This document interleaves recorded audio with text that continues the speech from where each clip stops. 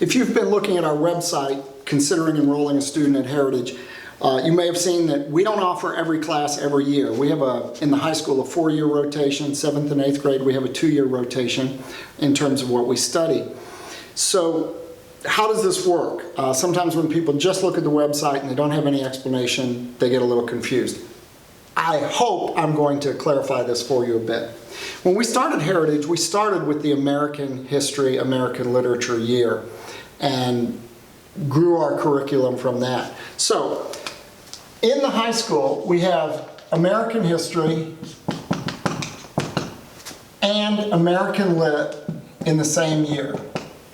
Now, the literature that we study is tied closely to the history that we're studying. It enriches the students' understanding of both history and literature because they're seeing the two from different points of view. They have a deeper perspective about it. It's very, very beneficial.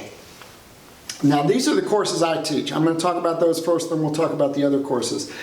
In the next year, we do modern world history and philosophy. Now, we're a Christian program. Some people ask. Not many ask anymore because we've been around long enough that we've got a very good reputation. But occasionally people ask, why philosophy? You know, this is Greek philosophy, for example. Why do you want to study that? Well, you might ask the Apostle Paul that because he studied it and used it to find common ground with the Greeks in order to present the gospel. Sometimes the history drives the philosophy and sometimes the philosophy drives the history. It's important to know both. It's important to understand how people are thinking and how they view the world if you're going to make contact with them and find common ground. So the philosophy is very important. Then next year we do something that if you're looking at this, you might say, wait a second. Ancient and medieval history, philosophy? Well, why didn't you do that first and then modern world history? Well, for one thing, depending upon when you enroll, you might enroll at any one of these years and it won't matter. You're not necessarily getting them out of order. But if you were to start this year and work through, well, what are students most familiar with? They're familiar with their own country, so you start with America. What are they most familiar with? Modern things or ancient things? They're most familiar with modern. So let's work back. Indeed, that's how I learned history. I was interested in more modern stuff like World War II, and then I thought, well, you know, how did World War II come about? Must have been in World War I. Let me work back to that. And it led me all the way back to the ancient world. It works. So that's what we do that year. And then finally, and this year is a biggie that a lot of people, they sort of forget about, and I don't want you to forget about it because this year is required for graduation in Georgia, and that's economics and U.S. government. Now that year we have a survey of world lit. And that includes some things that don't fit anywhere else.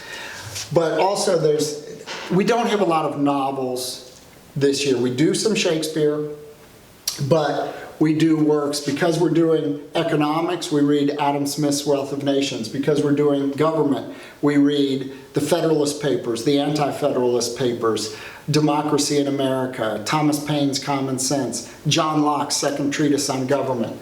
They're not the sort of thing that you typically want to curl up in front of a fire on a cold winter night with. Yeah, a novel might be better there. But enormously helpful in understanding our government, our economic system. So it's a great year. Well, this is by no means all that we offer those years. In the American year, we're also offering debate. This is what students would have in the afternoon. They'll have debate and also grammar composition. And like the history and literature, they're blended together. So it's not as though our teacher's going to say, okay, now we're going to do debate. Bell rings. Now we're going to spend an hour on grammar comp. Sometimes it's hard to tell which is which because they're blended together. It's much more natural. It's the way things really work. Okay, during the economics year, we're doing apologetics. We are a Christian program, makes sense for us to do apologetics. In fact, I should say here, one of my visions for Heritage is for students to make their faith their own. Way too many young people grow up sort of thinking maybe they believe in Christ because mom and dad do, but then they get to college and their faith is crushed by some cynical professor who ridicules them, and they're not prepared to make an answer. Our students are equipped, and over and over and over again they come back to me and say, you know, I had that cynical professor who tried to crush my faith and didn't. We even had one former Heritage student lead his atheistic philosophy professor to Christ, who told him, I've never had Christianity explained to me that way. And he put his faith in Christ. That's pretty incredible to me. During this year, the modern year, we do great speeches.